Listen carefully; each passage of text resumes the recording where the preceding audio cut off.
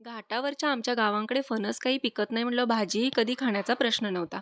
पण भांडूपला लोट, वारंग आणि सावंत असे मालवणी शेजारी असल्यामुळे लहानपणी फणसाच्या सीझनला त्यांच्याकडे कच्च्या फणसाची भाजी बनवली जायची. तुम्हाला खायची का असं विचारलं ना आम्ही त्यावेळेला तोंड वाकडं करायचो. पण आता मोठं झाल्यावर रोज-रोज भाजीला काय बनवायचं असा प्रश्न असतो.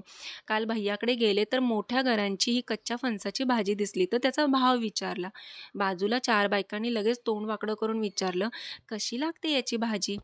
तर पुन्हा त्या बायका भेटल्यावर त्यांना चव तर सांगेलच, पण त्यापेक्षा महत्त्वाचं फणसामध्ये लोह, पोटॅशियम आणि मॅग्नेशियम भरपूर प्रमाणात असतं. 3 महिने सलग ही भाजी खाल्ली तर रक्ताची कमतरता कधीही भासत नाही आणि रक्तातील विकारही निघून जातात. यामुळे धातू वाढीस लागतो आणि मांसपेशी वाढायला मदत होते.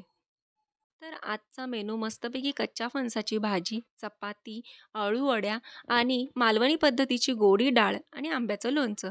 तर काय मग लोट, वारंगांनू आणि सावंतांनू येताय ना जेवायला?